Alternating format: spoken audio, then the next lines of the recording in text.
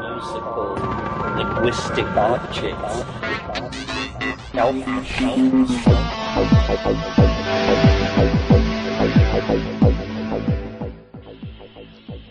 Greetings from Cyberdelic Space. This is Lorenzo, and I'm your host here in the Psychedelic Salon, and today is day 46 of Occupy Wall Street. And to begin with, I would like to thank the following saloners who have sent in donations to help with the expenses here in the salon by either sending in a direct donation or by paying for a copy of the Pay What You Can audiobook edition of my novel, The Genesis Generation. And these kind souls are fellow author Julie Kay, Nexus 112, who is not only a saloner but is also an important contributor to several of the Dope Tribes projects, and regular monthly donor Mark C. So thank you one and all, and that also goes out to all of our fellow saloners who are telling their friends about the salon and helping to further the global discussion about psychedelic consciousness in many other ways. It's really great for me to feel so much love and friendship from all of you. It means a lot to me, and it's what keeps me going each week. So now we'll pick up where we left off in the previous podcast and join Terence McKenna for the question and answer session that took place right after the talk that we heard in the last program. And while it may at first sound as if he's actually speaking about the current Occupy movement, what he actually had in mind at the time was the public face of the psychedelic community, which, of course, today is part of the 99%. And so it seems that some of his ideas back in 1987, when this talk was given, are still quite relevant yet today. So let's join Terence McKenna for a little clarification of the ideas that he spoke of in my last podcast. Oh, and just a little heads up, in about 5 minutes you're going to hear Terence say something about psychotherapy involving Adam. And that's not a person. Just to remind you, Adam was the code name for MDMA, or ecstasy, back in the 80s. Even at Ground Zero in Dallas, we called it Adam as often as we called it X. Leary and the whole episode in the 1960s proved it can't succeed if it's waged as a mass movement. It's a hell of a party, but it doesn't in the end. You have to get science. You have to subvert it in some way. I assume the front door is locked. You have to subvert science in some way. And I have studied science from the point of view of a man with a catapult searching the walls of a great keep for its point of weakness. And I think, dear friends, that psychology is the place to put the pressure on. You see, around the turn of the century, science was really erecting its tent, and you had the phrenologists. Those were the people who felt the bumps on your head and said whether you had criminal tendencies or not. You had palmistry. You had a number of the homeopathy is a good example. You had a number, and psychology. Psychologists were called alienists in the pre-Freudian period. And all of these theories about human types were in furious competition to get themselves declared as science because they sensed that otherwise you were reduced to quackery. Well, the phrenologists couldn't bring it off. My impression is the homeopathists only convinced themselves. The palmists convinced not a great number of people, but the psychologists actually brought it off. And around the mumbo-jumbo of Freudian analysis, they were able to claim that they had a science that described what was going on with human beings. The truth is, I believe, that psychology, though well-meaning, I don't cast aspersions on their intentions, but I think its effectiveness is close to zero. It depends entirely on the personality of the therapist. Reichian, Freudian, Jungian, you name it. 30% get better, 30% get worse, and 30% stay the same. What this means is that the theories are no good. It's just the people are either good, bad, or indifferent. 1 in 3, you see. So psychology needs tools. Psychology needs ways into the psyche beyond what it has previously had available. And I think most psychologists, psychiatrists who thought about this understand that drugs are the way to do it. That the way you study the atom is you smash it, and then you pick up the pieces and weigh them and calculate their trajectories and all this. The way you study the psyche should be by perturbing it. You know, you cannot figure out what's going on with a pond of still water unless you drop a rock into it and then you see waves move out and you say, oh my gosh, it's a fluid medium. It has a shifting refractive index. It has all these properties. This is a reasonable strategy for understanding anything. And the fascination with shamanism is, I think, the sign that psychology is willing to own up to the fact that it is desperate for new insights into human dynamics. So I am hopeful that we can arrest the attention of psychologists and get them looking at shamanism, all of shamanism, even the parts which are perhaps less effective than the intoxicating and hallucinogenic plants, but studying how sound drives imagery and how certain kinds of linguistic expectations lead to certain kinds of results. And so this garden in Hawaii, which will appeal, as I say, to chemists and taxonomists and botanists. But these are established sciences with established methods which will simply inculcate us into their triumphal forward march. But there is actually a possibility of revisioning psychology, of changing it. One of the great things, I think, about the recent flap about Adam was that unnoticed in all the shilly-shallying that went back was a new paradigm actually was introduced into the practice of psychotherapy, a paradigm that has been absent for thousands of years. It was the notion that the doctor takes the drug. In some cases, you know, that has been absent. There is no concept of that in Western medicine. That really is a new paradigm. So what a garden such as I'm describing would do in Hawaii is it would simply lower the energy barriers, make it easier for these professionals to explore these areas which otherwise might be closed to them for institutional or financial reasons. So you haven't heard of the cultural survival? No, I haven't heard of them. Oh, it's an attempt to save a lot of these pre-literate cultures in situation. Their present project is to try to keep Huicholi culture alive, although they're being exploited for this cheap labor and so on, and being taken off the reservation.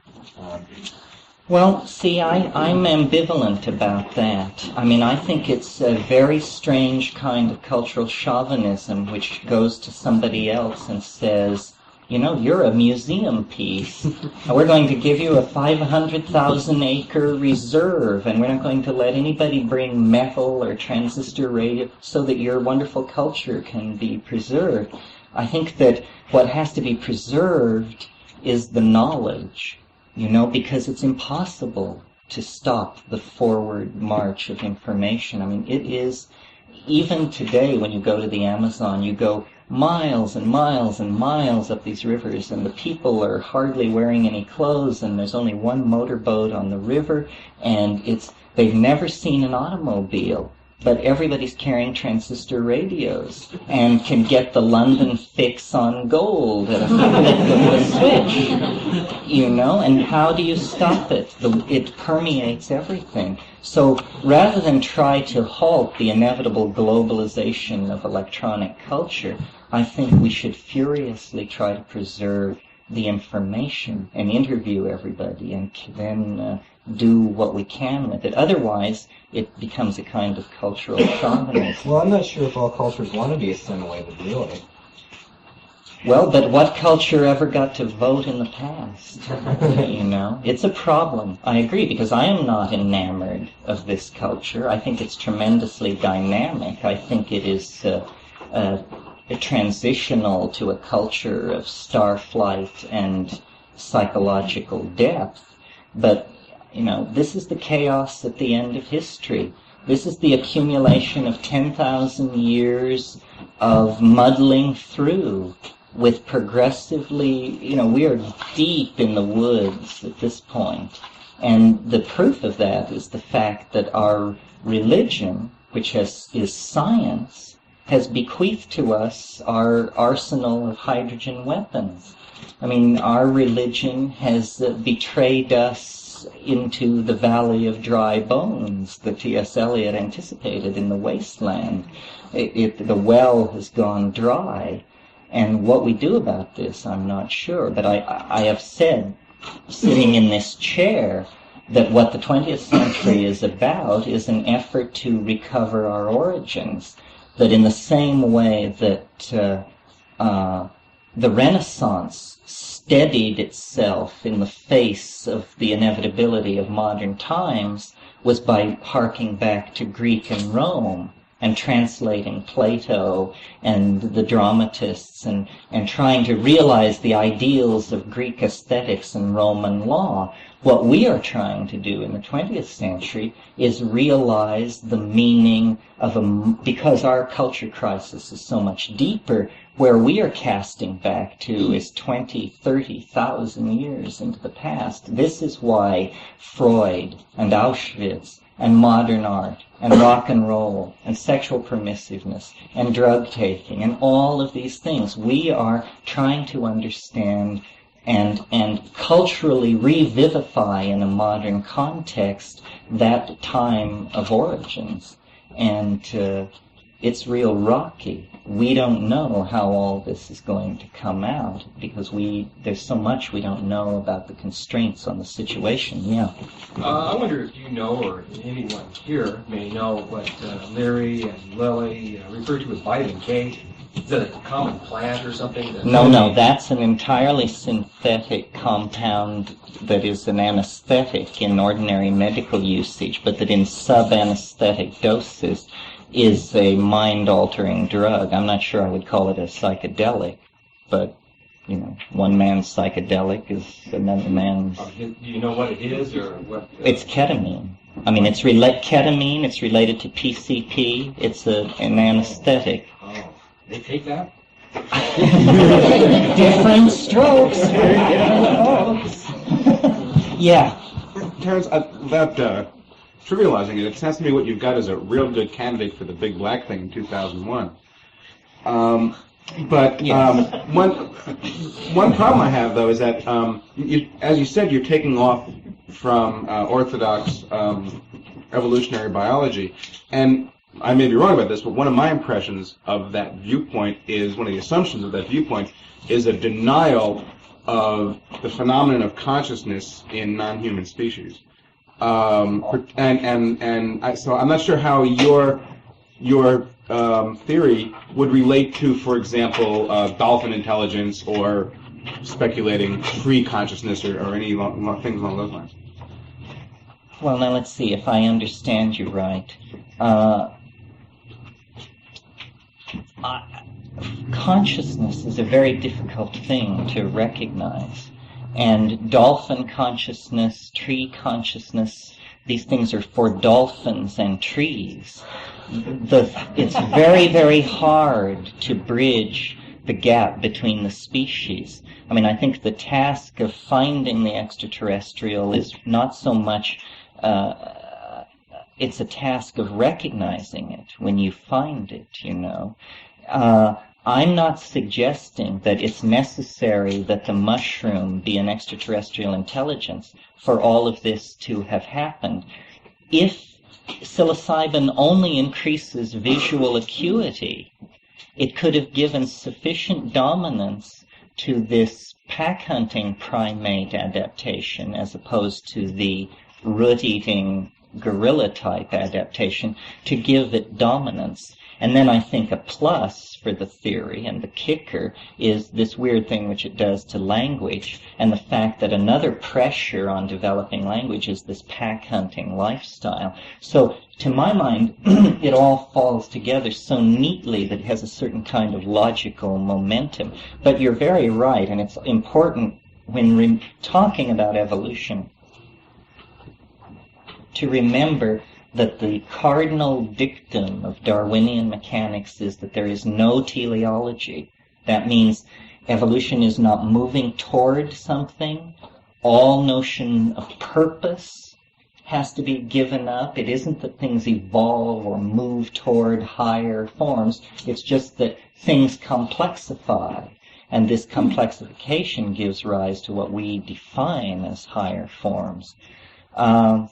No, the voice of the mushroom, the question of the mushroom as an intellect grows, to my mind, murkier every day.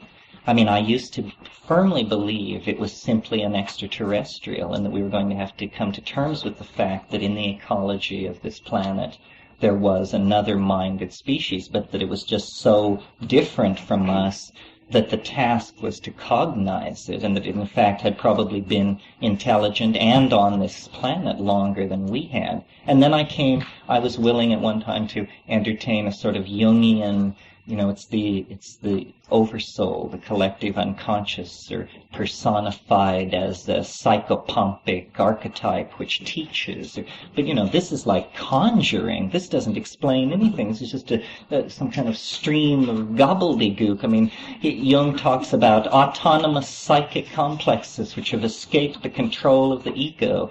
That's what he means. He means an elf, you see. but when you call it an autonomous psychic complex, then it's somehow of course, how pedestrian. And it's not pedestrian at all. Well, I was being playful with the 2001 reference, but the actual question is that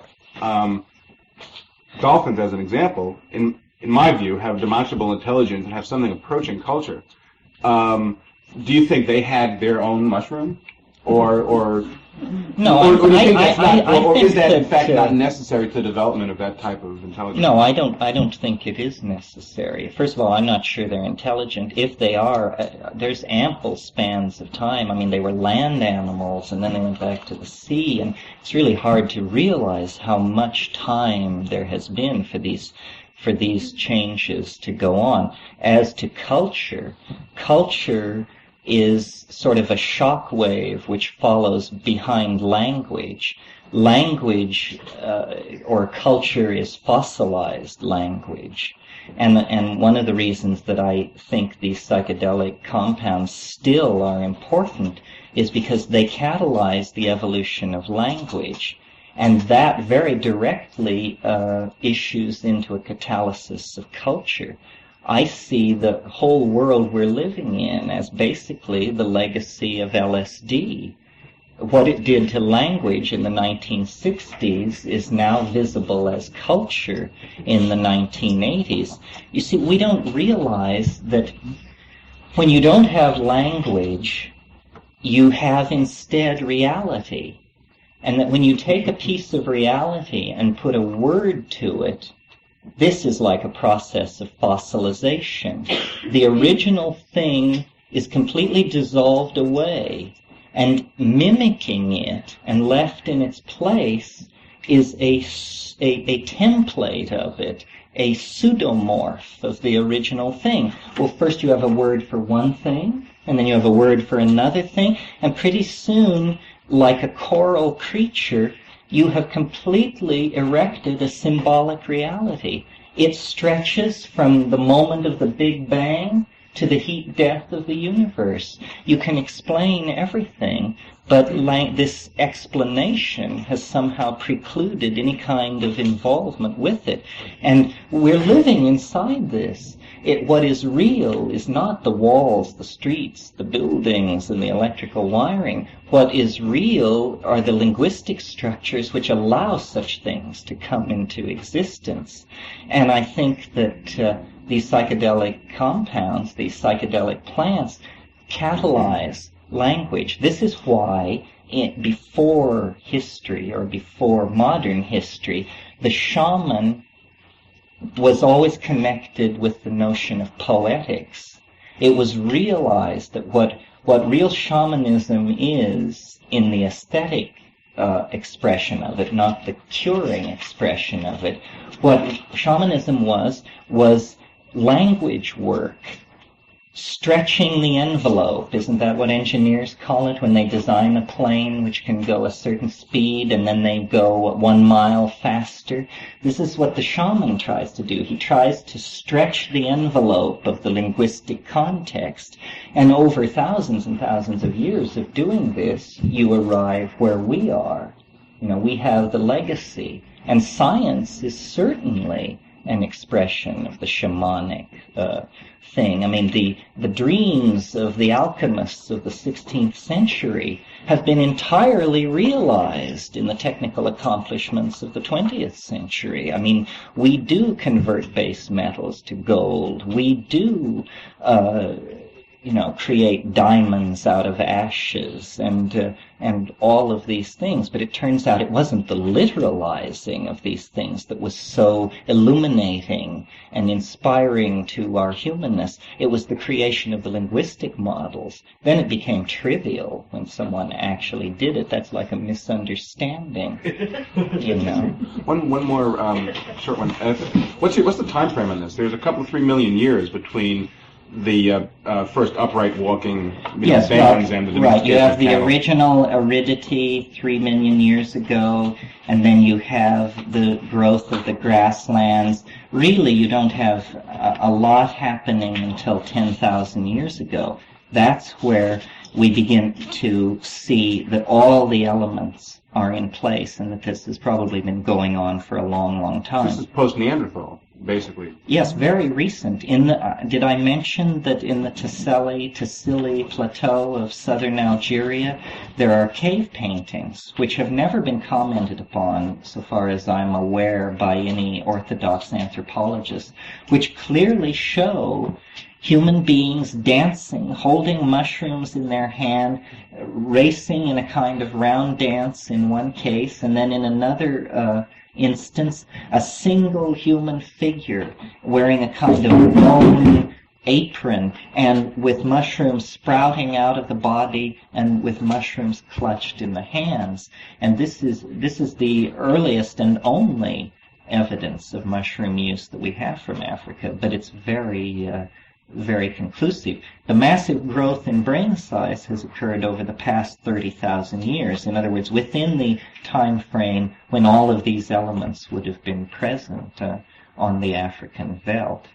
And I've sketched this very quickly because, first of all, you're not professionally interested in the details of evolution of ecosystems, but for instance, Carl Sauer has argued that there is no such thing as a natural grassland, that grasslands are the earliest artifact of human existence on this planet, and that we created them with fire and repeated yearly burning because yearly fires promoted the growth and rapid evolutionary selection of grasses, which promoted the production of cereals. And the proof of this contention is pretty easy to understand and hard to overthrow, and it is simply this, that if you have a grassland which abuts a virgin forest, you go into the forest and you find that none of the grassland species, none of the newly evolved grassland species are present in the forest, but in the grassland, many of the forest species are found to have adapted forms which are living in the grassland. Well, that's a very, very clear proof that the grasslands are recent and worse successive upon the forest. So this is another context. Perhaps humans were the agency which created this entire environment where this evolution of ungulate animals and pack hunting and all of this could have evolved. The impact of human beings on the planet, there was just a conference about 6 months ago in Boston in which paleontologists of the mammalian paleontologists gathered together and pretty much concluded that the major force promoting the extinction of the large mammals all over the world was man. And up to that, the Irish elk, the Ontodoth, the huge pigs, which were 7 feet high at the shoulder, the giant armadillo, the 14-foot high ground sloth. All of these creatures disappeared because of human agency. It wasn't, as had previously been thought, that their size placed such constraints on their food gathering ability that they became extinct. No, it was that they were hunted out of existence. Phil? There's a parallel point I think is important to bring up. You've been talking to your brother about the occurrence of tryptamines in the Middle East because of some of our recent experiments. And one thing I think that should be added is throughout the Middle East there are tryptamine-containing plants and beta-carbolin-containing plants. The beta-carbolin-containing plants would make the visions much more stronger of any mushroom or the tryptamines, and that these are found in ancient agricultural sites and found in folk medicine. In fact, I was unaware that there were tryptamine-containing plants in the Middle East until I talked to your brother.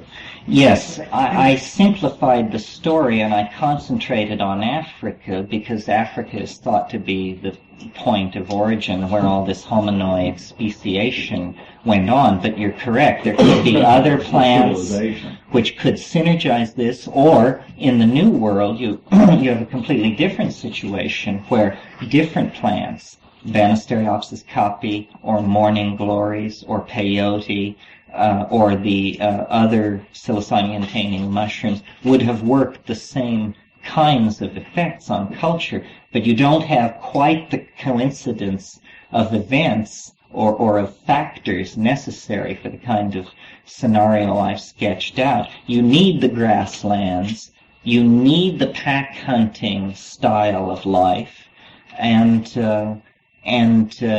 these other psychedelic plants are not subject to being associated with the domestication situation. For instance, Banisteriopsis caapi is a rare wild woody vine, and the admixture plants are similar. Only in the case of the ergot, well, no, there are 3 cases. The ergot, the coprophytic mushrooms, and then, of course, hemp is another one. I mean, there's no telling how long hemp, cannabis, has been under domestication, because we find hempen mats that are, 45,000 years old. It was being twisted into skeins, and the seeds are found in fire pits. So, again, this is an example of one of these things being brought in. Yeah. Somebody back there? Yes. Yeah, regarding hallucinogens and how people have used them, to me there's a difference between a hallucinogen stimulating something in the brain and the brain actually evolving, and it's stimulating something in people that is manifested through the culture. And I wonder if in the last 20 years or so, since at least a few million people have started taking hallucinogens, any real evidence has come out that there is measurable increase in intelligence or any other skills besides this visual acuity in human beings who have taken a number of hallucinogens or mind-altering drugs. Well, an evolutionary biologist would say there just hasn't been time, and that's a reasonable answer. But, if you go down to Silicon Valley, to these software writing places, or anywhere where technology is on the cutting edge, I mean, all these guys have ponytails down to their ass, and it's very clear that they are heads, that heads are in charge of designing the cutting edge of culture. And I don't know whether that means there's been an evolution in intelligence or not, but you've got to take seriously, and it's too bad that it wasn't taken seriously, the notion that what these things do is they are consciousness expanding compounds. Well, we gotta have more consciousness. That's what we're short of at every level, especially the managerial and control level. So if these things actually expand consciousness, then we should be going full bore to find out what this is all about, because it is our stupidity which is holding us back. we are amazingly lumpen, and humanity is just unbelievably perversely locked in closed loops of behavior patterns and self-deception and all of this. And in fact, where you have an outbreak of mass psychedelia, such as LSD, there you get people abandoning fixed behavior patterns, and the stockbroker sells his house and this sort of thing. They decondition. And this is a precondition for consciousness. How can you evolve your consciousness if you do not decondition yourself from the mold into which it has been poured and ossified? They liquefy. It's almost like the alchemical metaphor of the solutio. Everything is dissolved, and then everything is recrystallized in a new form. But consciousness expansion must loom large in the history of the species. I see all of history as a psychedelic trip.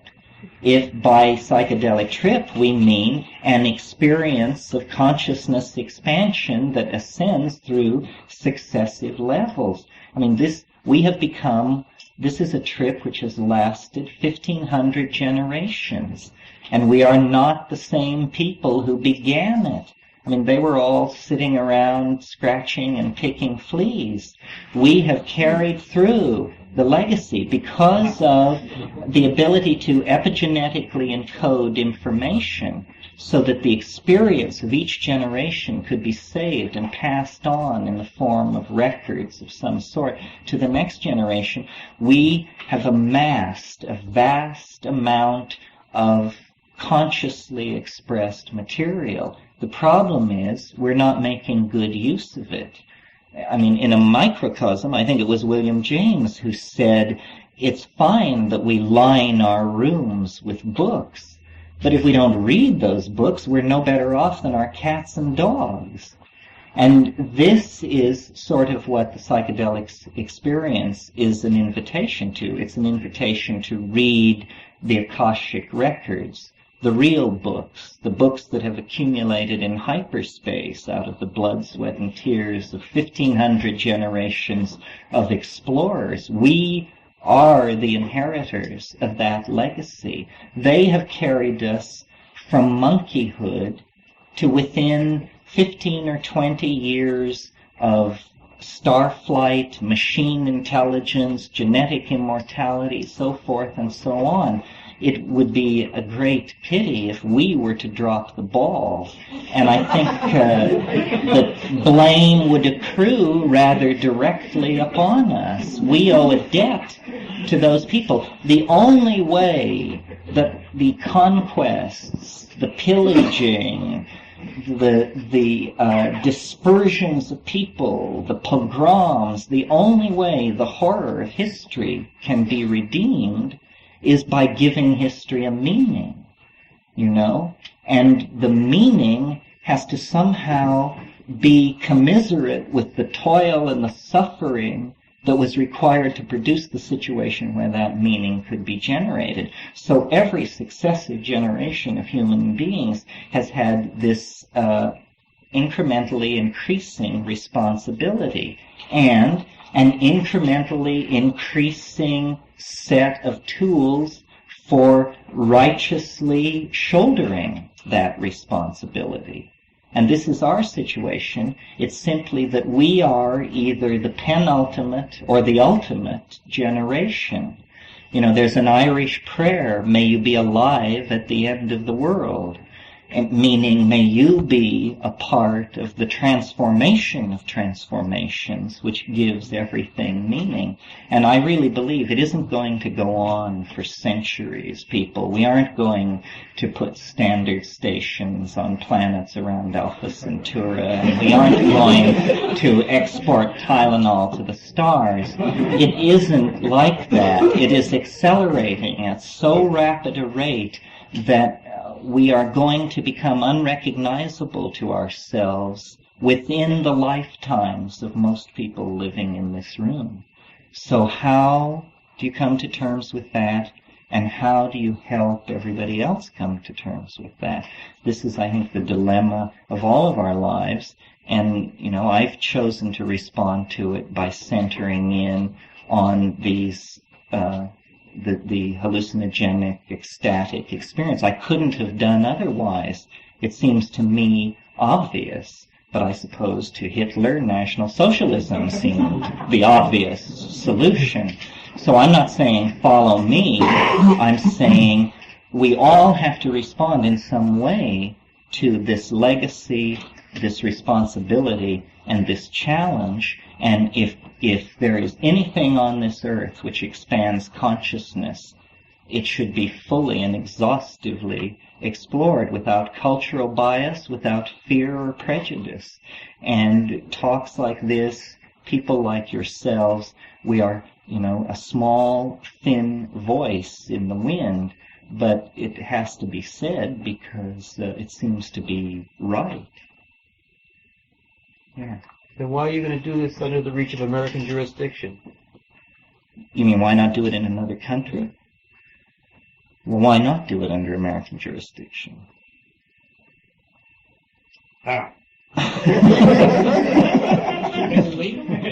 Well, yes, we're not discussing anything illegal, are we? What are we discussing?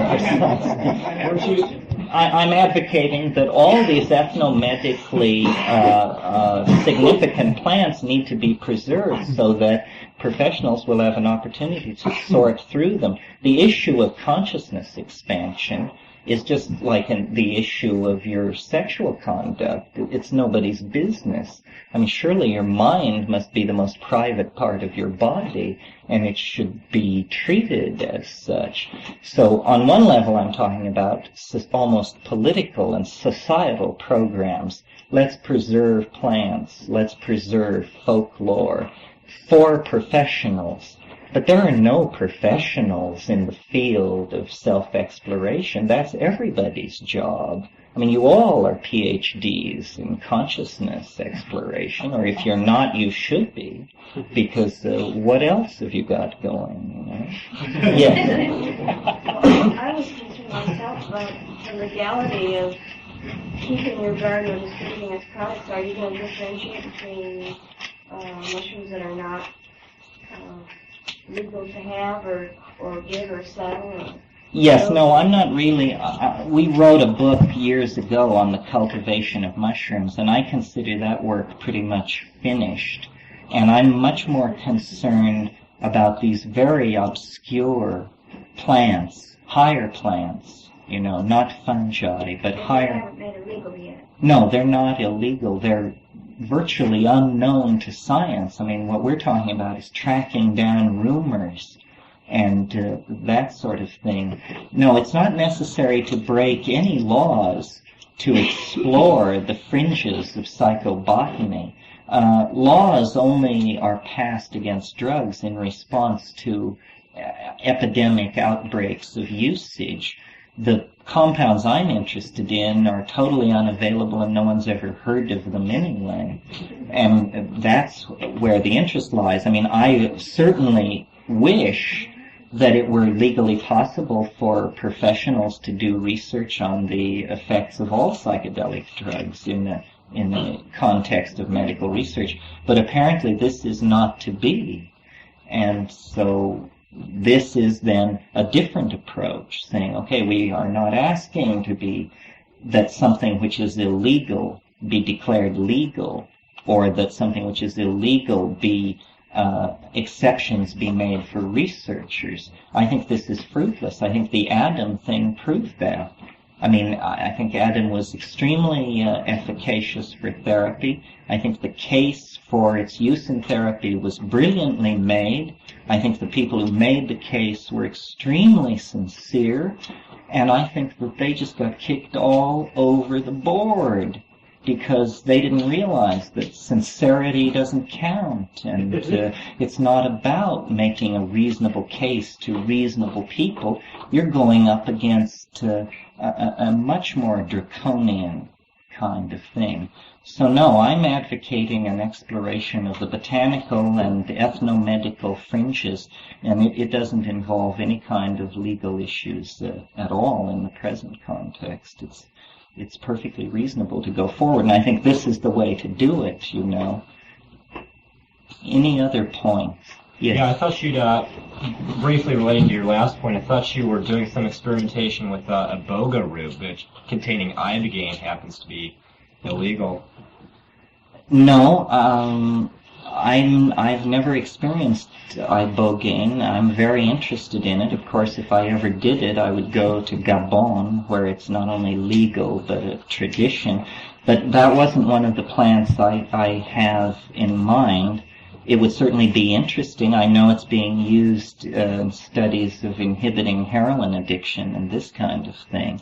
But there are a number. My focus of interest over the years has been the Amazon basin, and I think that's probably where the focus will be, just sort of by default.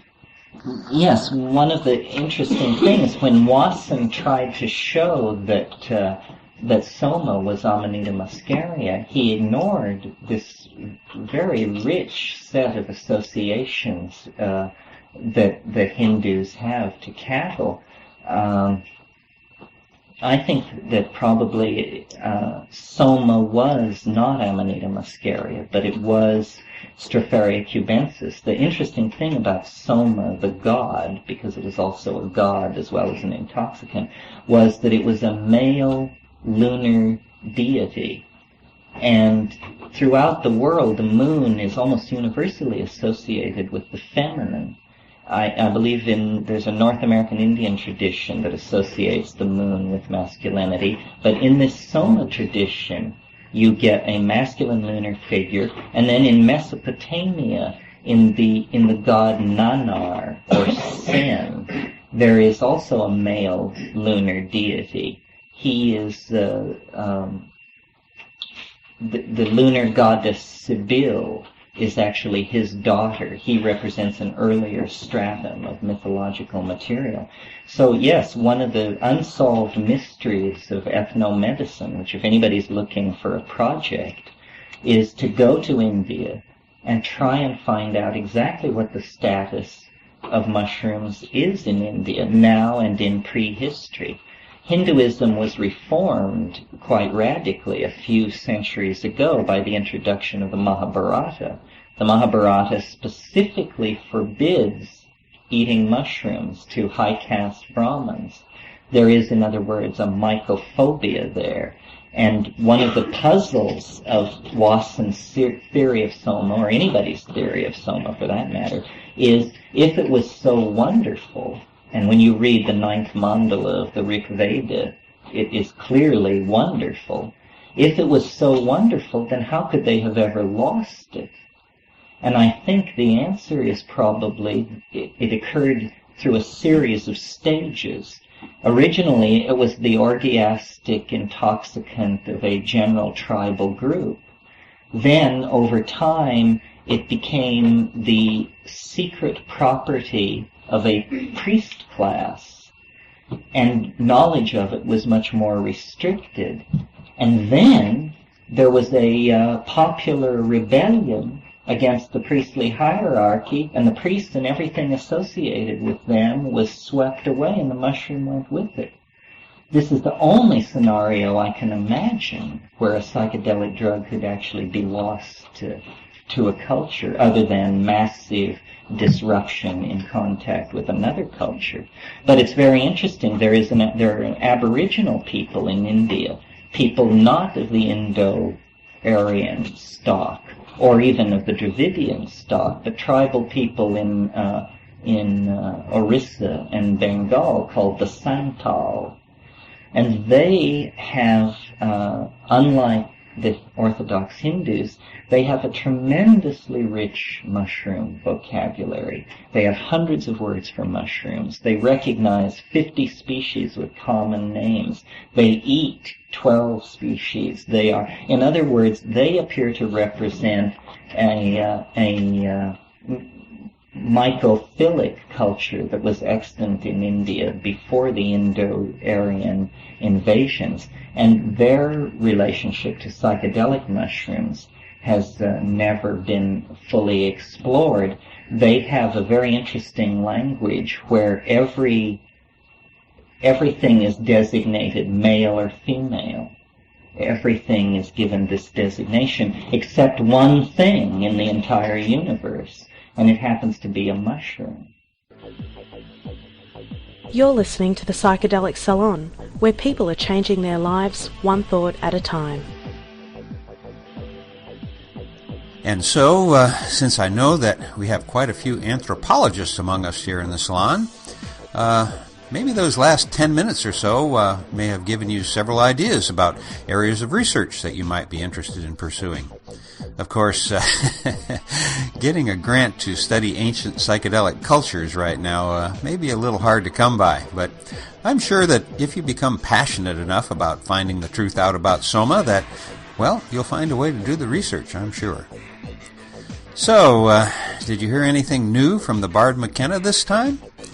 Well, I did, although he may have said it before. This is the first time I remember him saying so clearly that his ideas about mushroom consciousness or mushroom intelligence had been changing from his original position of thinking that they were definitely extraterrestrials to a very different take on how they actually fit into the picture of life here on the planet Earth. But if I'm not mistaken, later on he revisited the extraterrestrial idea about the mushroom, at least when it fit the point he was trying to make. But right now I'm not here to quibble with Terence about the ultimate origin of mushroom spores. Rather, I'm more interested in what I heard just now as a call to arms. Do you remember the part that I'm talking about? Well, better yet, let me just repeat it for you right now. You know, there's an Irish prayer, may you be alive at the end of the world, and meaning may you be a part of the transformation of transformations, which gives everything meaning.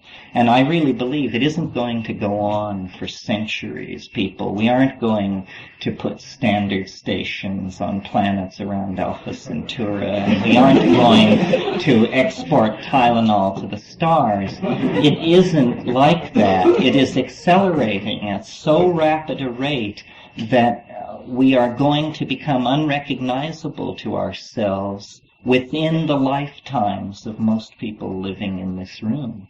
So how do you come to terms with that? And how do you help everybody else come to terms with that? This is, I think, the dilemma of all of our lives. And, you know, I've chosen to respond to it by centering in on these the hallucinogenic, ecstatic experience. I couldn't have done otherwise. It seems to me obvious, but I suppose to Hitler, National Socialism seemed the obvious solution. So I'm not saying follow me. I'm saying we all have to respond in some way to this legacy, this responsibility, and this challenge. And if there is anything on this earth which expands consciousness, it should be fully and exhaustively explored without cultural bias, without fear or prejudice. And talks like this, people like yourselves, we are, you know, a small, thin voice in the wind, but it has to be said because it seems to be right. We all have to respond in some way, so says the Bard McKenna. Little did he know at the time he said those words back in 1987, that you and I would be hearing his call today on the 46th day of Occupy Wall Street. As I mentioned in my last podcast, each week now I'll be ending these programs with some news and thoughts from the Occupy movement that has now spread all over the planet. And at the end of this program, I'm going to play a clip from a Michael Moore speech at Occupy San Francisco the other day. And in it, he points out that although this movement is only 6 weeks old, it already has the support of over half the U.S. population, according to a recent poll. And what's so astounding about that, you ask? Well, during the 60s, the anti-war protests went on for over 5 years or so before gaining that amount of national support. As the song goes, there's something happening here. Now, I've been spending a significant amount of time lately watching the live video streams of the Occupy demonstrations and conversing in their associated chat rooms. And I highly recommend that you do the same, or at least take a little tour of this movement by going to either or both livestream.com or ustream.com, or both, better yet, and just enter the word Occupy in their search boxes. That'll bring up a listing of all the cities around the world that are feeding the video record of their occupations, demonstrations, and marches into these sites, where they're not only available as live video feeds, but where much of this video is also recorded and available for you to go back and see for yourself what actually happened, without having to depend on your local corporate media to distort the truth for you. And the people at these demonstrations, by the way, are just like you and me. Here's a short bit that I recorded from Occupy Detroit this weekend. The thing about Occupy Wall Street is that Occupy Wall Street is really a coalition of a whole bunch of activism groups. How I got involved is that I just basically felt like this is the time, this is the watershed moment, where so many people at the same time are just feeling the same way and they just fed up. So what Occupy Wall Street allowed us to do is that it just gave us a megaphone. Yes. A megaphone to scream out to the world, look, enough is enough. Enough is enough, and we're just not going to take it anymore. And it also provided us a place where we can organize, where we can network, where we can share ideas, where we forced America as well as the world to have conversations that they were uncomfortable or afraid to have. Personally, the reason why I got involved with Occupy Wall Street is because I believe that we have no other choice. we don't have any other choice. This is where we make our stand.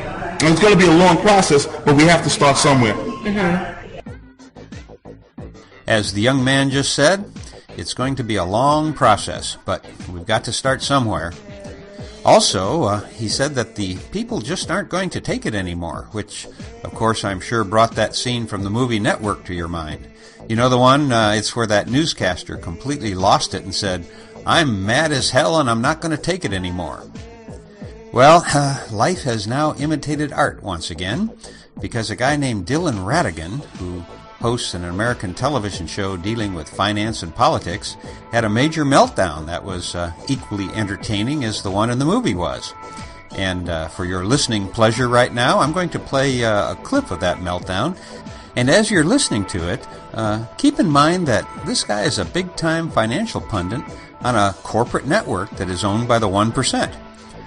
The clip's on YouTube also, and you may want to take a look at it there because it's not only funny in some sort of perverse black humor kind of way, it's also quite interesting to see the expression on the faces of the other people sitting around the table while he kind of went off like this. Here it is.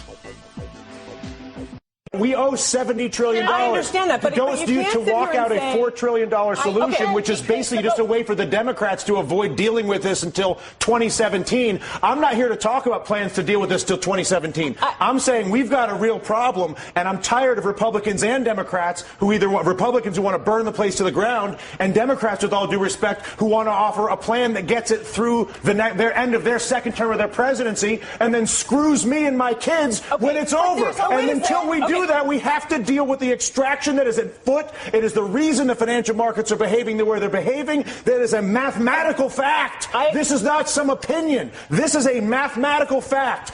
Tens of trillions of dollars are being extracted from the United States of America.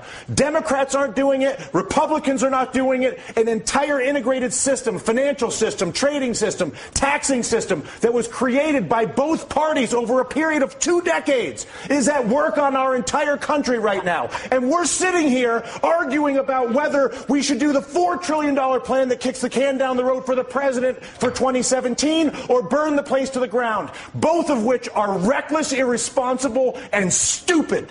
And the fact of the matter is, until we actually, and I'm sorry to lose my temper, but I tell you what, I've been coming on TV for 3 years doing this. And the fact of the matter is that there's a refusal on both the Democratic and the Republican side of the aisle to acknowledge the mathematical problem, which is that the United States of America is being extracted. It's being extracted through banking, it's being extracted through trade, and it's being extracted through taxation. And there's not a single politician that has stepped forward, Susan, to deal with this. But there's only one right now. The leader of the free world, whether you like it or not, the President of the United States is arguably one of the most powerful individuals we have out there. But and Susan, he's what our you're president. saying is exactly the point that Dylan is making. It's not about one guy. It's about all of them. No, I actually disagree. I think Dylan's saying it is about one guy. It is about one guy. What would you like him to do? I would like him to go to the people of the United States of America and say, people of the United States of America, your Congress is bought. Your Congress is incapable of making legislation on health care, banking, trade, or taxes, because if they do it,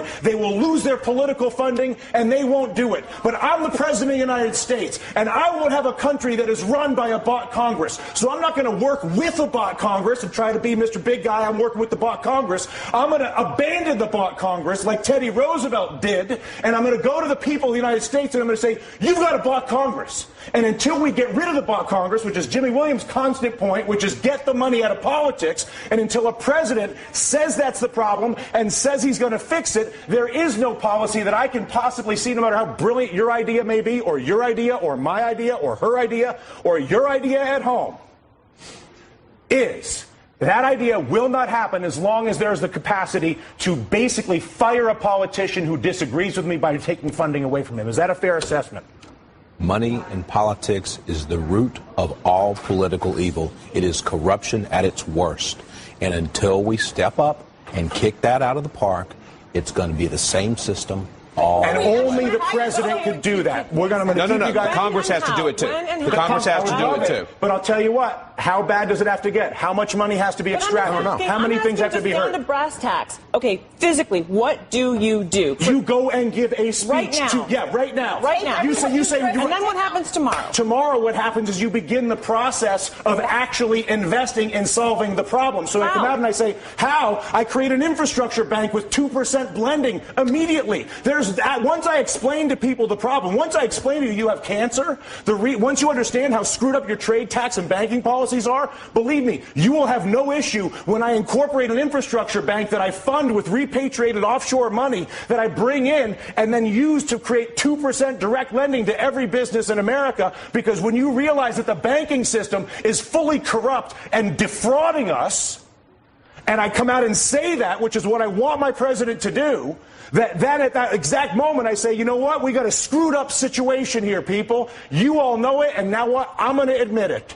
And as a result, not only have I admitted it, but we're going to begin the process of solving it like grown-ups. They did it in World War II. They did it after the Civil War. They did it in Latin America with the Brady bonds. We are not seeing it happen now. The panel stays a little more emotional than I anticipated getting at work this afternoon, but what am I going to do? And I guess I'm getting a little emotional here at work, but what am I going to do? So says a financial pundit. And keep in mind that this guy is only talking about one main issue, finance. But the Occupy movement isn't limited to just that one cause. There are also issues like funding for education, a proper system of health care, race issues, gender issues, sexual orientation issues, and a raft of others. In fact, when you begin to think about all of the things that have gone wrong since the uprising of the 60s, it's very difficult to not get as mad and worked up as that guy that we just heard. However, getting mad and acting violent is exactly what the 1% are hoping for. They know how to deal with violence because, well, they're basically violent people themselves. And that is exactly why it's so important to ensure that every one of these demonstrations remain peaceful on the part of the demonstrators.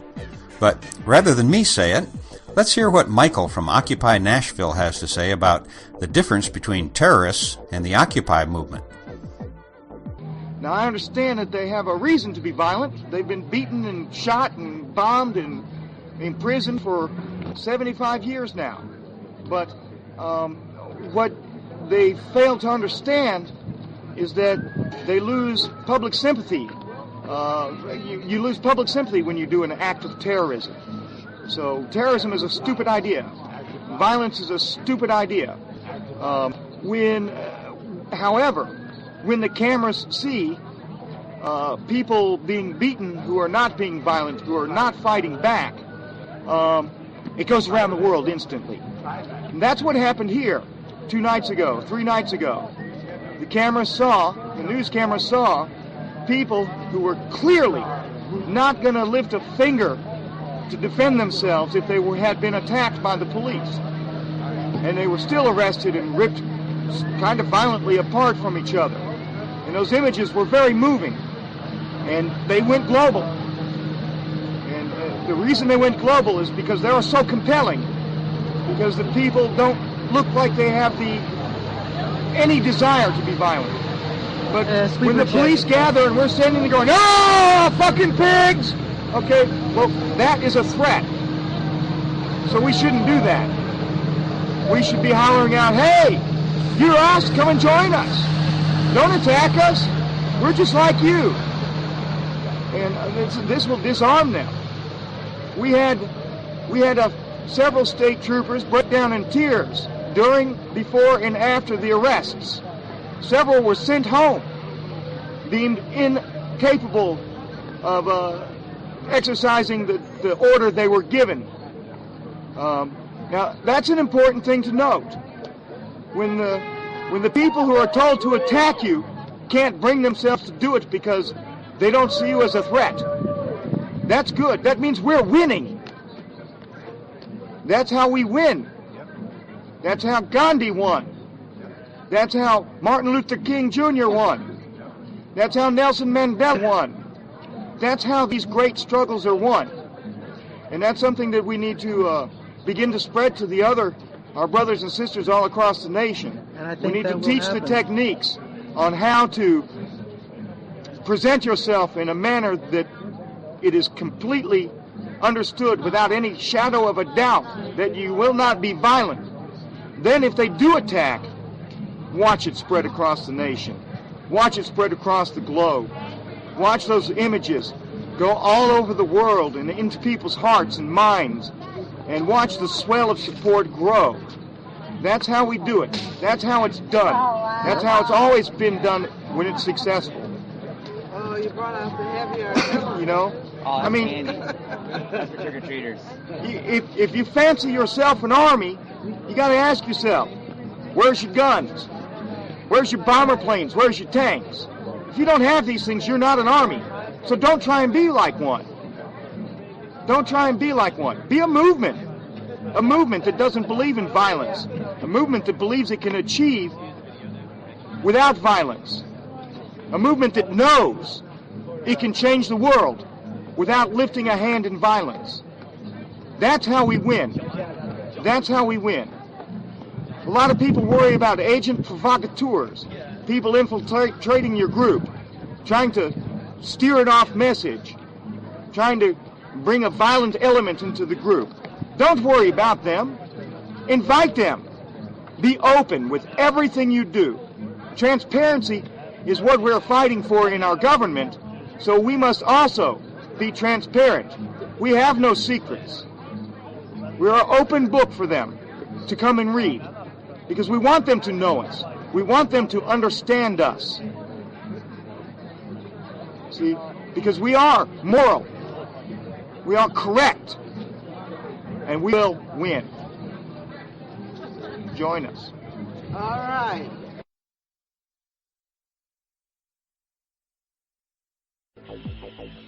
And we will win. Join us. So says Michael from Occupy Nashville. And I happen to think that he is completely correct in his assessment that if this movement continues to remain nonviolent, that ultimately it can't be turned back. Now, here are some comments from several people at the Occupy Minnesota demonstration this past weekend. In this country, no one wants to be, admit that they're a part of the loser class, even though the loser class, is a solid 80% of the country in terms of their income growth, in terms of their net wealth, and in terms of their their life security. So I think that's my concern. And that's what just by being out here, contributing another body, showing, just to make, people feel like, there's a lot more of us than you might think, and that they're not alone. Show up, get down here, do something. You're not on your own. Most of us are suffering, and the powers that be would sure like us to feel like we're all isolated and it's just our own fault. That's what they tell us. It's your own fault. The Kane guy was just saying that, wasn't he? If you're poor or you're not rich, blame yourself. Again, pardon my French. Asshole. Fortunately, for going up on YouTube, you can say that, right? Yeah. That's fine. Get out there. Get down here. Do something. Get involved in party politics. Hell, show up at the Republican Party politics. Help change that party. Do something. Turn the damn TV off. Turn the damn internet off. Sorry, now I'm for sure not going to get on. Get out. Do something. Yeah. Well, we need more and more people to get together. Like I say, black, white. I'm gonna put it to you this way: if the government can keep us separated, it's like my fingers. If I hit you like this, I might knock you back. But if I bring the fingers like this and ball them up and come together and hit you, I stand a chance of knocking you out. So that's what I'm saying. Black and white people, everybody, we got to come together as one. Like this fist, we got to come together as one. As long as they keep us separated and going against each other and putting us against each other, we'll remain weak like we are. Weak. We got to come together as one. I guess my message is just to keep an open mind and just put yourself in everyone else's shoes and see what's really happening in the world. Develop your opinion not off what you see with one facet. Look at all the facets, study them all, and then decide what you want to believe. As that young man just said, don't just follow this movement on the internet, get out there yourself. And by that I don't mean that you have to go downtown and camp out for the next 2 years. There are all kinds of opportunities to spend an hour or two on a street corner demonstration near where you live, and if there isn't anything close by, well, start it yourself. Last Saturday, my wife and I went to the Occupy Encinitas demonstration, which was only a few miles from where we live. It wasn't a huge gathering, maybe about 100 people at its peak, I'd guess. But I'm sure it made a difference because, not to mention the 2 short marches that we made through the downtown area, what was most amazing to me was the support from people in cars going by the busy corner that we were standing on. I'd say that, maybe about 1 in every 4 or 5 cars would honk or give a thumbs up. And if you've ever demonstrated on a corner like that before, well, you know that's an unusually high percentage of support from people passing by. But the real importance of doing something like that is that all those people who drove by without a clue about what we were standing there for, well, by that evening my bet is that the majority of them are now paying some attention to this issue when it flies by in the mainstream media. It's all about awareness. Another interesting thing that I noticed while standing there with a group of people that spanned all ages and all walks of life, from the unemployed new graduate to the retired corporate attorney to the union man. Well, standing there with them, we all noticed that in many of the cars that went by, there were young children in the back seats who, very furtively at least in the cars that didn't honk, were flashing the peace sign and waving to us. Apparently, these kids know a lot more about what's going on than their parents do, or will at least admit. Now I want you to hear just a brief bit from Dwayne, who is one of the new celebrity webcasters on one of the New York live stream channels. Dwayne does a late-night show and interacts with the people in the chat room. Even late at night, there are always 300 or more people there, and yet this thing has the feeling of a small, intimate conversation with a young man freezing his butt off under a tarp in Liberty Park in New York City. So here's Dwayne. Because all this mainstream is poison, and they only on mainstream media outlets. You know what they talk about? They talk about the police. They talk about the people that are out here. They talk about the cold weather and they're still here. They don't talk about the issues. Why are we here?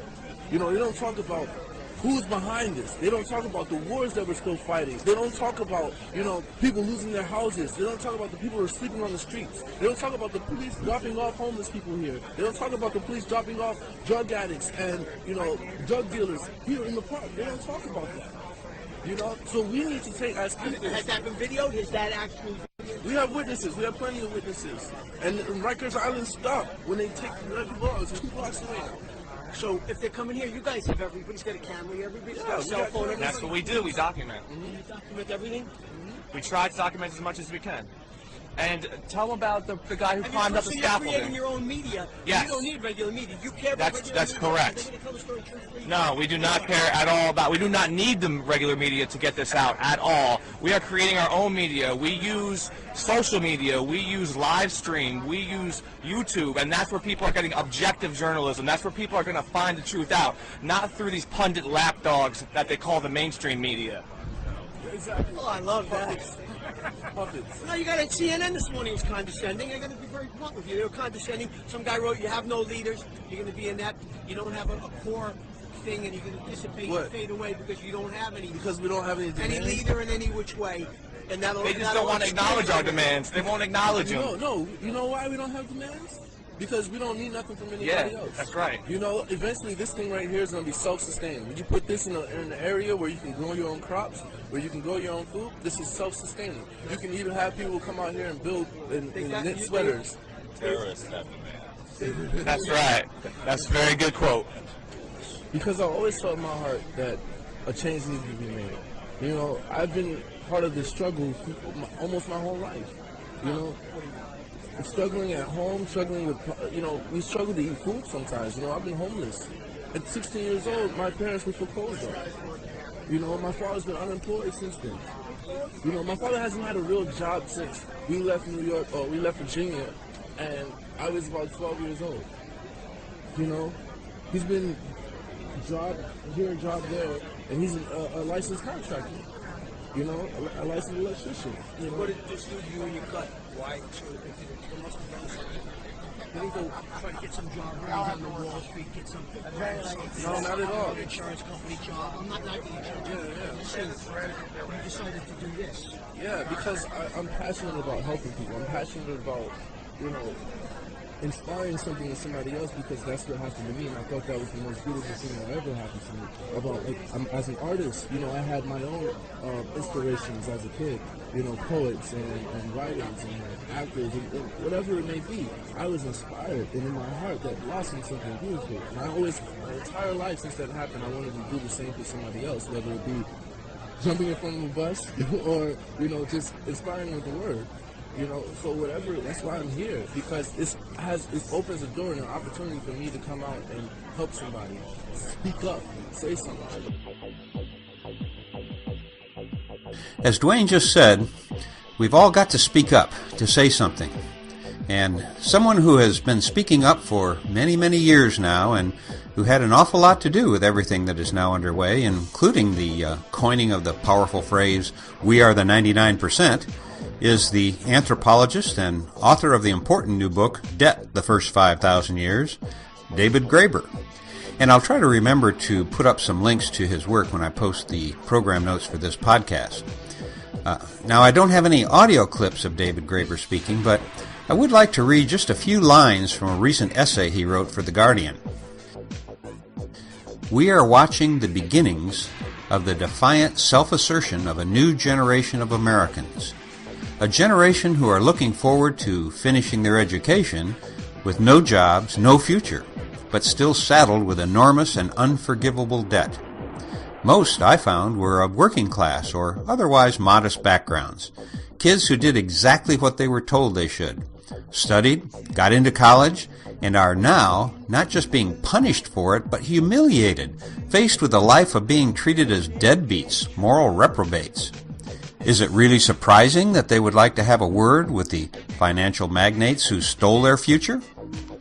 Everything we'd been told for the last decade turned out to be a lie.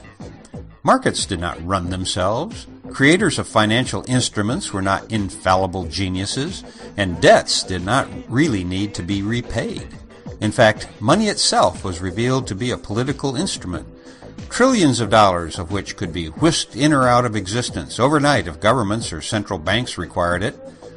When the history is finally written, though, it's likely that all of this tumult, beginning with Arab Spring, will be remembered as the opening salvo in a wave of negotiations over the dissolution of the American empire.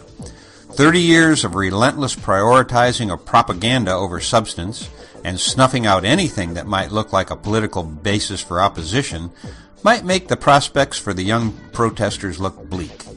And it's clear that the rich are determined to seize as large a share of the spoils as remain, tossing a whole generation of young people to the wolves in order to do so. But history is not on their side. And so if you're still here with me, I've got one more clip to play for you. It's a bit longer than the others, but it's by a very inspiring speaker, Michael Moore. And here he is speaking at Occupy San Francisco this past weekend. But, listen, this is the beauty of this movement. It really doesn't need the Jerry Browns or the Naomi Kleins or really the Michael Moores. In fact, I've spent the last 20 years making movies about corporate America and Wall Street. I've occupied it before it was occupied.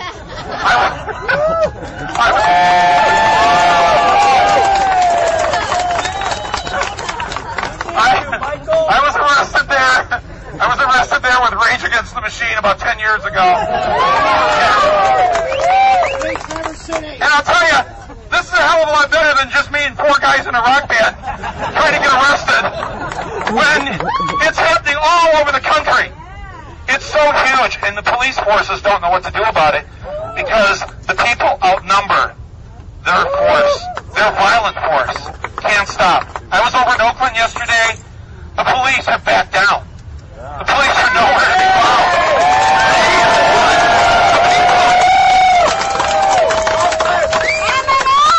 The people won. The people stood up. You see, what they were hoping for after Wednesday night was that no one would come back Thursday night. That's what they were counting on. But everybody came back, plus some. And they came back in larger numbers on Friday. And they're back there again today. This isn't going away. This isn't going away. Well, that's a lot of the media also, they want to know what's next. What are we going to do? What candidates are we going to get behind?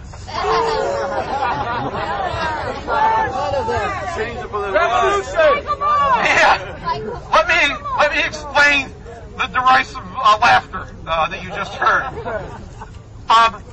We have all spent a large portion of our lives getting behind candidates, getting behind bills in Congress, voting.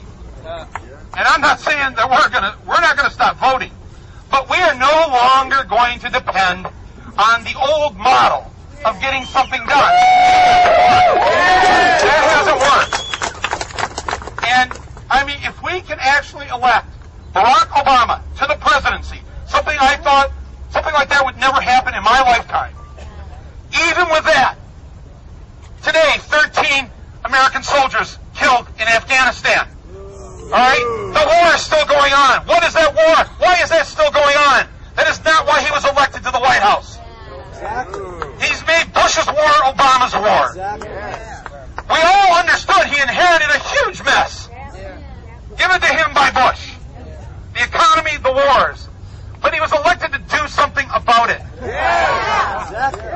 And to use the excuse that, well, the Republicans are going to filibuster. They're going to filibuster. He never made them filibuster. They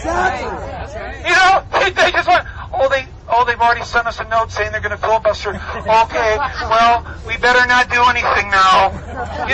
I mean, that is not the mandate he was given. He was elected by a 10 million vote margin. That's 3 times what Bush beat Kerry with, even if you don't count Ohio. So this movement is not about getting behind a candidate or a bill right now. Right now, our main job, remember, this is only 6 weeks old today. All right? It's 6 weeks.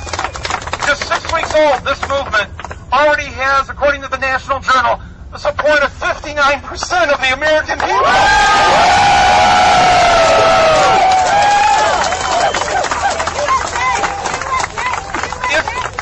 If you're my age or older, you remember other movements, the feminist movement, the civil rights movement, the anti-Vietnam War movement, the hippie movement, and anything else that emanated from San Francisco. But did we have 59% of support for the American people in the 6th week of the movement? No! This is years it took. Years! You know, just with gay rights, last month was the very first national poll. Very first time the majority of Americans, 54%, said they believed that gay marriage should be the law of the land. The majority of Americans. But how long did that take? Too long. Too long. This movement in 6 weeks, 59% say they agree with the aims and goals of this movement. And yet the media keeps asking the question, what are your aims? What are your goals? I think it's quite clear by the name, Occupy Wall Street. Period. And if you need a definition of that, it means we, the people, want to occupy the economy that is ours. This is democracy. It's as simple as that. We're demanding democracy. This is our democracy movement. And I want to just say something here and give some credit to somebody, because people, they keep asking again, well, who started this? Who's the instigator of this? You know, and I say, first of all, we're all instigators. And there are no leaders because we're all the leaders of this movement. And there's no spokesperson. We're all spokespeople. Anybody here can speak at the General Assembly. Right? So,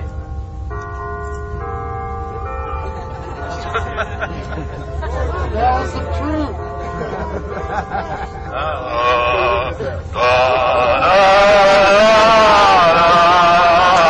Right, get ready for the important part.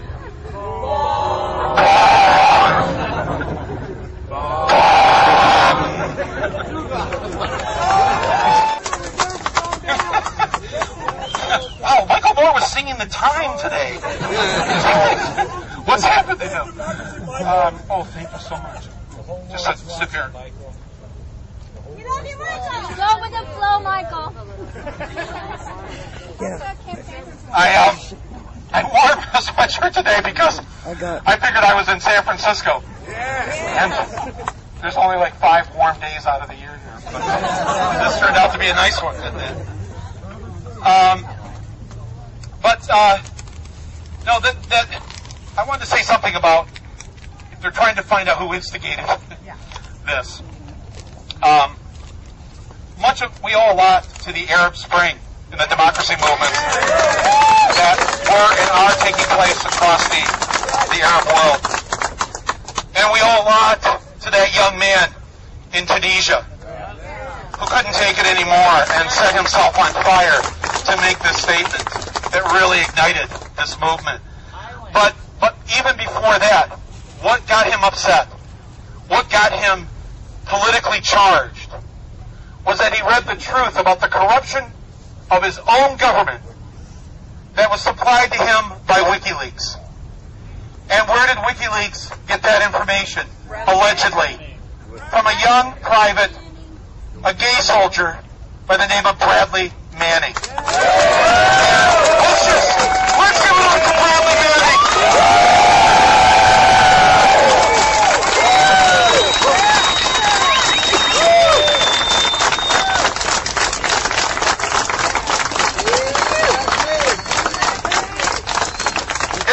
Completely sad and tragic and criminal that he is still in jail, having not been charged with a crime or put on trial.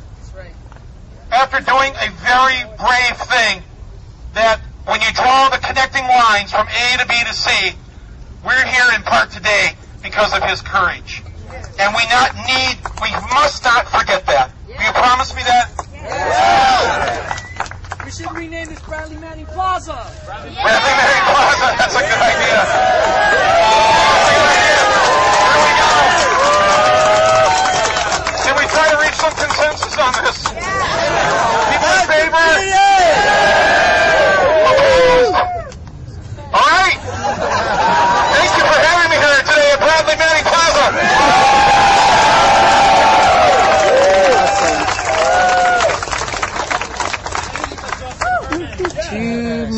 In conclusion, I'm going to head over to out to Grass Valley, because I'm trying to also go to these small towns where this is happening and support their efforts. I'm going to go out to Nevada County, because if it's happening there, you know it's happening everywhere. You're not alone.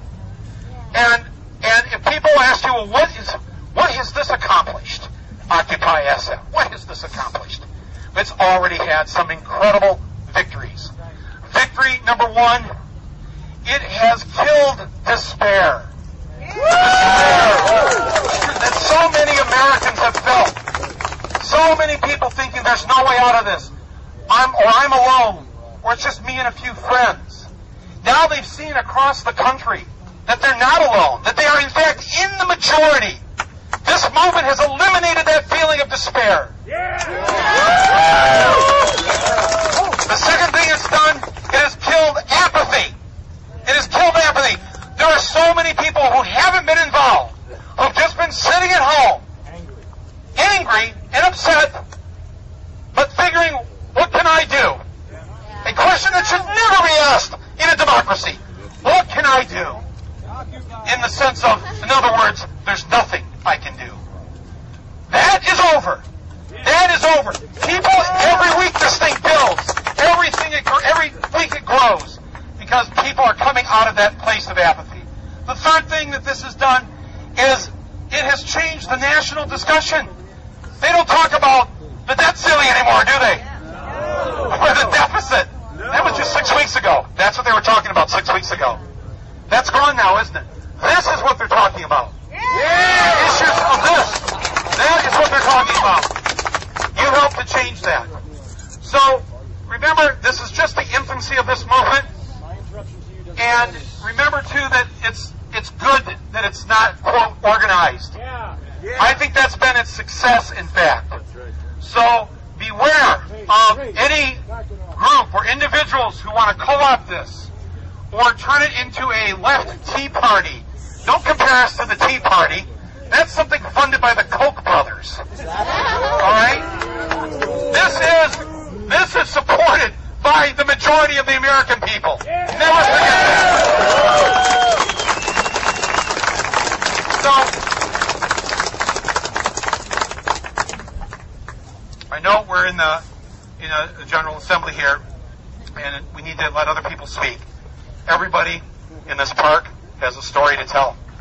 And I tell this to the media who are here. Everybody here has a story about what it's like not to have health insurance, what it's like not to have a job, or to have a job, but to be told that you have to take less money.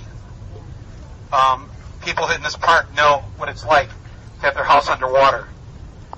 Students here know what it's like to be in debt at the age of 22 in hock for the next 20-plus years of their lives. No other civilized country does that to their young people. In other countries, they make sure they can afford to go to college, and in many countries, such as France, they don't pay to go to college. And it doesn't matter in France whether you go to a trade school or the Sorbonne. You go for free. You go for free. Why is that?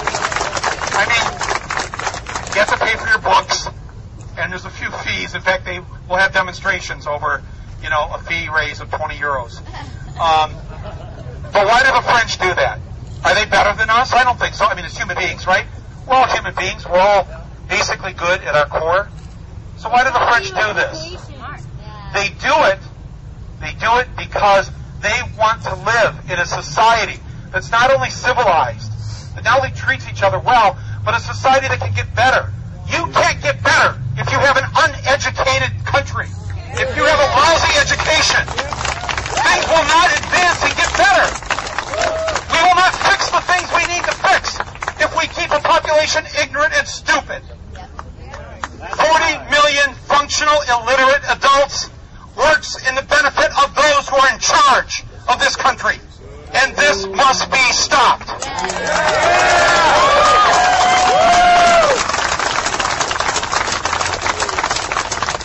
So thank you for letting me take a few minutes to say this before I head out into the Republican territory of California. And yeah, Flint is occupied. It has been occupied for a long time. But keep this up. Don't despair. Know that tens of millions are with you, and make this thing grow. Do not stop. Do not relent. When they ask you, why aren't you in Sacramento occupying, or why aren't you in D.C. occupying, the answer is because we. Somebody shut him because we live here.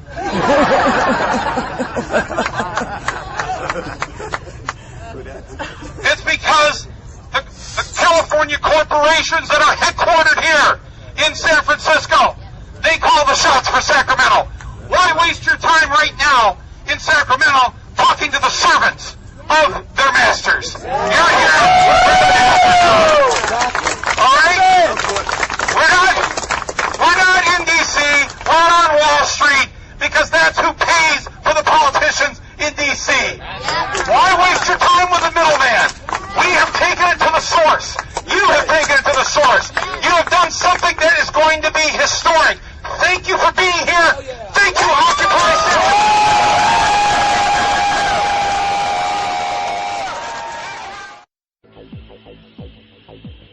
Well, it's kind of hard to top that talk right now, particularly since this podcast is way over time as it is. So I'm going to save the comments sent in by fellow saloners Mike K., Andrew, and Local Man. I'm going to save them for my next podcast, and hopefully you will add your voice to that mix as well by sending either an email message or a short audio message in MP3 format to lorenzo@occupysalon.us. And instead of playing so many sound bites from the video streams that are coming out from the Occupy sites, I'll first focus on what our fellow saloners are saying about the times we are now living in.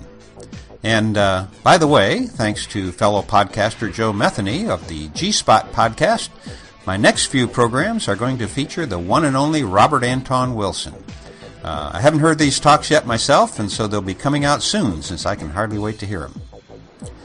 Well, that's going to do it for now, and so I'll close once again by saying that this podcast and most of the podcasts from the Psychedelic Salon are freely available for you to use in your own audio projects under the Creative Commons Attribution Non-Commercial Share-alike 3.0 license. And if you have any questions about that, just click the Creative Commons link at the bottom of the Psychedelic Salon webpage, which you can get to via psychedelicsalon.us. And for now, this is Lorenzo signing off from Cyberdelic Space. Be well, my friends, and I want to leave you with a song.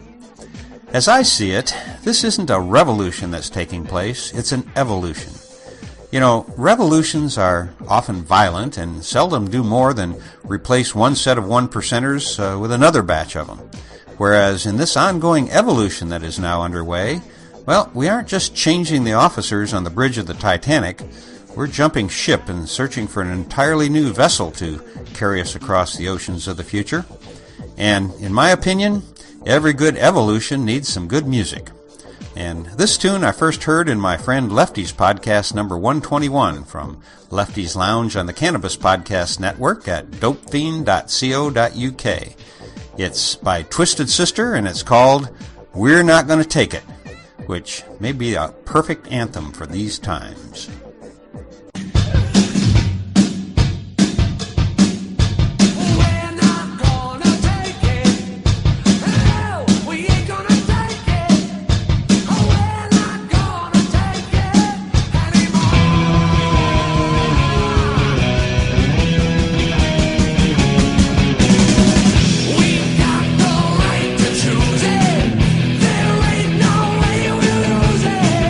This is our life.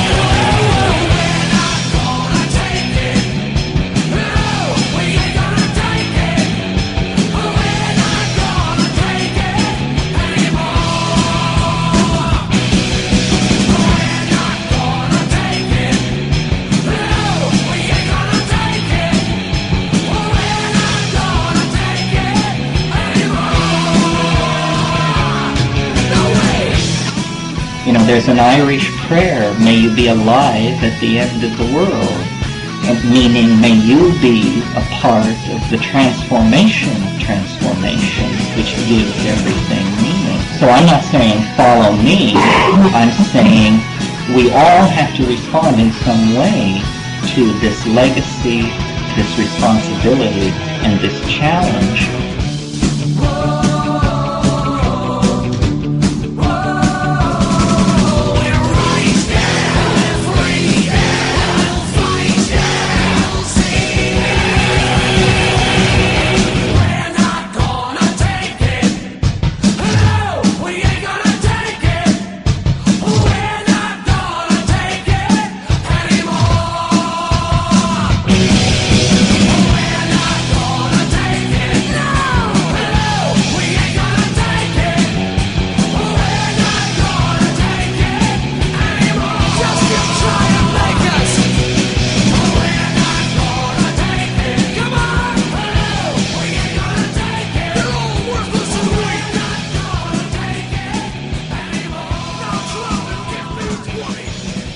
There's an Irish prayer, may you be alive at the end of the world, meaning may you be a part of the transformation of transformations, which gives everything meaning. So I'm not saying follow me, I'm saying we all have to respond in some way to this legacy, this responsibility, and this challenge.